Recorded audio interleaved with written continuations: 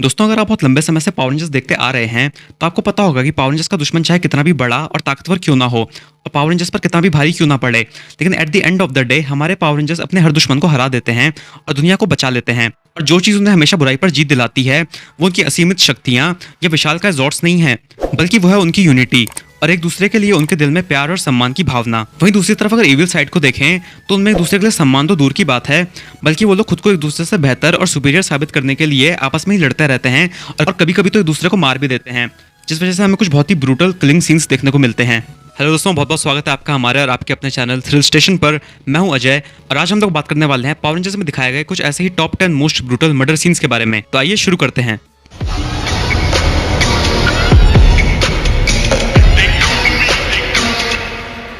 Number 10, Darkonda versus Dark Specter, Power Rangers in Space. Darkonda United Alliance of Evil का psychotic agent और bounty hunter general था। Power Rangers in Space के finale में Darkonda ने अपने साथियों को धोखा दिया और पृथ्वी को डिस्ट्रॉय करने के लिए बनाए गए एस्ट्रोनोमा के सुपर टॉर्पीडो से डार्क स्पेक्टर पर हमला कर दिया। हालांकि सुपर टॉर्पीडो के हमले से डार्क स्पेक्टर खत्म नहीं हुआ, बल्कि उसने डार्कोंडा के वेलोसिफाइटर को ही निगल लिया और इस तरह डार्कोंडा, डार्क स्पेक्टर और पृथ्वी को डिस्ट्रॉय करने के लिए बनाया गया सुपर टॉर्पीडो एक साथ नष्ट हो गए। तो हाँ, शायद ये कहना गलत नहीं होगा कि डार्कोंडा ने पृथ्वी को डिस्ट्रॉय करने के लिए बनाए गए टॉर्पीडो का इस्तेमाल डार्क स्पेक्टर पर करके एक तरह से पृथ्वी को बचा लिया।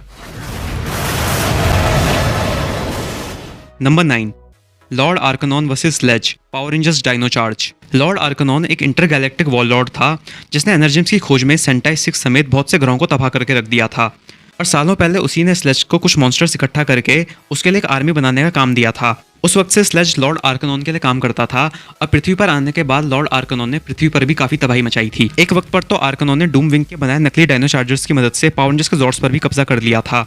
हालांकि कुछ ही समय बाद रेंजर्स ने लॉर्ड आर्कनॉन के प्लान को नाकाम कर दिया, जिसके बाद लॉर्ड आर्कनॉन रेंजर्स से हारकर जंगल में पड़ा हुआ था और तभी वहां स्लेज अपने साथियों के साथ आ पहुंचा और उन सबने मिलकर आर्कनॉन और उसके साथियों को पल भर में डिस्ट्रॉय कर दिया।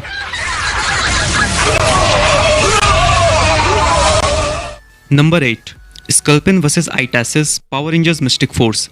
स्कल्पिन 10 टेरर्स का लीडर था और मास्टर का वफादार था और इसी वजह से वो हमेशा काले जादू के नियमों का सख्ती से पालन करने पर काफी जोर देता था ताकि मास्टर जल्दी वापस आ सकें। जब उसकी खुद की टीम के 3 टेरर्स डार्क वर्ल्ड के नियमों का पालन नहीं कर पाए और बुराई के रास्ते पर नहीं चल पाए तो स्कल्पिन ने खुद अपने साथियों को खत्म कर दिया। हालांकि उनमें से 2 को वापस जिंदा कर दिया गया, जिसमें से एक थी आइटैसिस। आइटैसिस को नेक्रोलाय ने नया जीवन दिया, जिसके बाद आइटैसिस ने स्कल्पिन को खत्म कर दिया।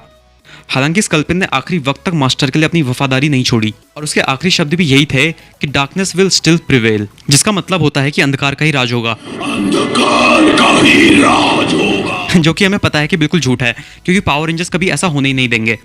तो आप फिक्र ना करें और पावर रेंजर्स पर भरोसा रखें। Number 7, Jellica versus Phantom Beasts, Power Rangers Jungle fury.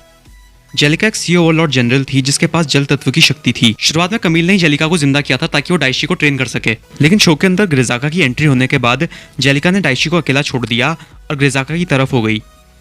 हालांकि रेंजर्स के हाथों कार्निसॉर और ग्रिजाका के मारे जाने के बाद जेलिका को यह डर सताने लगा कि अब डाइशी उसे कभी भी खत्म कर सकता है और इसीलिए उसने खुद को बचाने और डाइशी को मारने के लिए फैंटम बीस्ट जनरल्स को रिवाइव किया। लेकिन फैंटम बीस्ट जनरल्स 1000 साल पहले भी डाइशी की बात ना मानने की वजह से आखिरी बीस्ट वॉर में हार का मुंह देख चुके थे और इसीलिए इस बार वो डाइशी का साथ देना चाहते थे और अपनी वफादारी साबित करने के लिए उन्होंने जेलिका को ही घेर लिया। जेलिका कुछ समझ पाती और खुद को बचाने के लिए कुछ कर पाती, उससे पहले ही तीनों फैंटम बीस्ट जनरल्स से मिलकर जेलिका को जान से मार दिया। Number 6, Captain Mutiny versus Trakeena, Power Rangers Lost Galaxy. Captain Mutiny Lost Galaxy का स्पेस पायरेट था जो लॉस्ट गैलेक्सी में फंसे हुए लोगों से बंधुआ मजदूरी कराया करता था। जब डेवियट ने जादुई मंत्र पढ़कर स्पेस कॉलोनी टेरा वेंचर को लॉस्ट गैलेक्सी में फंसा दिया तो कैप्टन म्यूटनी टेरा वेंचर के लोगों को भी अपना गुलाम बनाना चाहता था, लेकिन रेंजर्स ने उसके प्लान को नाकाम कर दिया। जब रेंजर्स सभी प्रिजनर्स को लेकर लॉस्ट गैलेक्सी से निकले तो कैप्टन म्यूटनी ने उनका पीछा किया और इस तरह उसे एक नई गैलेक्सी का पता चला जिस पर वो कब्जा करना चाहता था। लेकिन तभी ट्रकीना ने अपने शिप से म्यूटनी के शिप पर हमला कर दिया और म्यूटनी और उसके सारे जनरल्स को उनके शिप के साथ ही नष्ट कर दिया और इस तरह हुआ कैप्टन म्यूटनी का बेरहम अंत। नंबर 5, नाजा versus Kamil, power Rangers Jungle fury. नाजा डाइशी के 5 जहरीले रिंशीज में से एक था और 5 रिंशियों का लीडर था।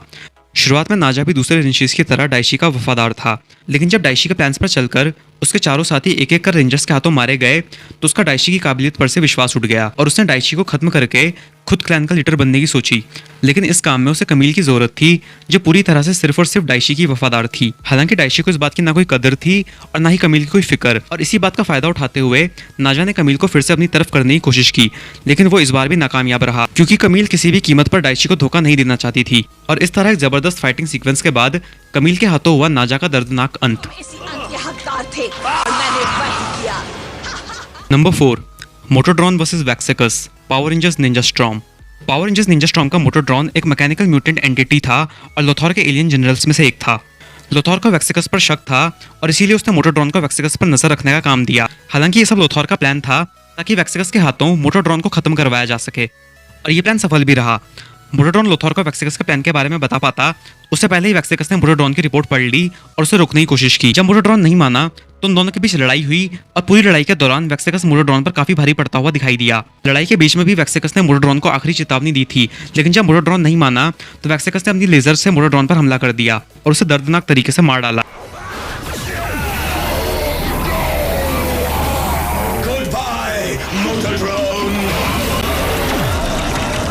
मोटोड्रॉन एक म्यूटेंट था और इसी वजह से वो दूसरे एलियंस की तरह डिस्ट्रॉय तो नहीं हुआ, लेकिन वैक्सेकस के लेजर बीम की वजह से मोटोड्रॉन का शरीर पूरी तरह से पिघल गया। कभी कभी ऐसा लगता है कि मोटोड्रॉन ने खुद ही अपनी मौत को बुलावा दिया। अगर वो वैक्सेकस की चेतावनी को सीरियसली ले लेता तो शायद जिंदा बच जाता। हालांकि जो भी हुआ वो सब कुछ पहले से ही स्क्रोल ऑफ डेस्टिनी में लिखा हुआ था और बुराई की खाई को पूरी तरह भरने के लिए सारे एलियंस का मरना जरूरी था। वैसे डेस्टिनी की बात निकली है तो हम जानना चाहेंगे कि हमारे दर्शक इस बारे में क्या सोचते हैं। आप डेस्टिनी में बिलीव करते हैं या नहीं? इसका जवाब हमें कमेंट्स में येस और नो लिखकर जरूर दीजिएगा। Number 3, Mandilok versus Master Org, Power Rangers Wild force.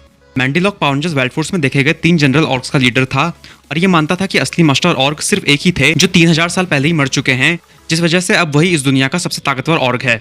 और जो डॉक्टर एडलर मास्टर ऑर्ग होने का दावा कर रहा है वो बस एक मामूली इंसान है, और इसी वजह से जब उसका डॉक्टर एडलर से आमना सामना हुआ तो उसने डॉक्टर एडलर को खत्म कर दिया। हालांकि डॉक्टर एडलर के मरते ही डॉक्टर एडलर के शरीर में मौजूद मास्टर ऑर्ग जिंदा हो गया और डॉक्टर एडलर के शरीर पर पूरी तरह से मास्टर ऑर्ग ने कब्जा कर लिया। जिसके बाद मास्टर ऑर्ग ने अपने मैसेंजर ड्यूक ऑर्ग ओनिकागे को भेजा ताकि वो मैंडेलॉक की सेना में शामिल होकर सही वक्त आने पर उसे धोखा दे सके। प्लान कामयाब रहा और जब मास्टर ऑर्ग लौटकर आया तो मैंडेलॉक ने दोबारा उसे खत्म करने की कोशिश की, लेकिन इस बार मास्टर ऑर्ग पहले से ज्यादा शक्तिशाली हो चुका था और उसने सिर्फ एक ही हमले में मैंडेलॉक को निपटा दिया।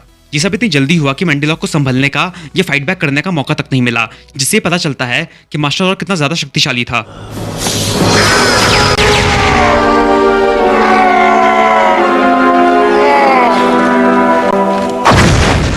Number 2, Moltor versus Flurious, Power Rangers Operation overdrive.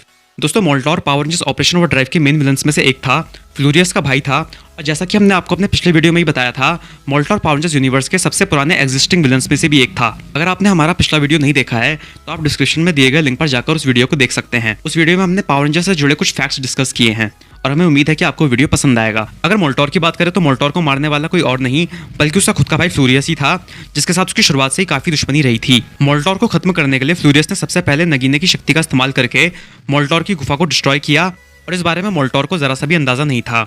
जब मोल्टॉर की गुफा नष्ट हो गई और उसके पास कोई और ठिकाना नहीं बचा तो वो कोरोना अरोरा का मुकुट लेकर अपने भाई के पास गया, इस उम्मीद में कि जब उसकी हालत कुछ ठीक हो जाएगी तो वो दोनों मिलकर पावर रेंजर्स को खत्म कर देंगे। लेकिन फ्लूरियस पहले से ही मोल्टॉर को खत्म करने का मन बना चुका था, तो उसने वही किया और घायल मोल्टॉर को बड़ी बेरहमी से मार डाला। सचमुच ये विलन्स किसी के सगे नहीं हो सकते। Number 1, Jurgen versus Vexacus, Power Rangers Ninja Storm. Power Rangers Ninja Storm का Jurgen evil space ninja Lothor की सेना का सबसे वफादार और सबसे काबिल एलियन जनरल था, और जर्गेन का अंत शो में एक डेडिकेटेड 2 पार्ट एपिसोड के साथ दिखाया गया, जहां जर्गेन ने अपने मास्टर लोथॉर की तरफ अपनी वफादारी साबित करते हुए अपने हाइपर जर्गेन जॉर्ड से रेंजर्स पर हमला किया और उन्हें लगभग हरा ही दिया था। हालांकि लड़ाई के दूसरे हिस्से में रेंजर्स ने दमदार वापसी की और एक जबरदस्त मेगाजॉर्ड बैटल के बाद पावर रेंजर्स जर्गेन के हाइपर जर्गेन जॉर्ड को हराने में कामयाब रहे। कहीं पावर रेंजर्स फैंस आज भी इस लड़ाई को पॉन्जर्स यूनिवर्स की सबसे आइकॉनिक मेगाजॉर्ड बैटल मानते हैं। इस डिस्ट्रक्शन से हुए एक्सप्लोजन में जर्गेन पूरी तरह से घायल हो गया और जख्मी हालत में शहर के बाहर भटक रहा था। वैक्सेकस जर्गेन की इसी हालत का फायदा उठाते हुए वहां पहुंचा और उसने जर्गेन पर हमला कर दिया। उसकी तलवारें तोड़ दी, फिर उसकी तलवारों से ही उस पर हमला किया और फिर एक फाइनल ब्लो के साथ जर्गेन को खत्म कर दिया।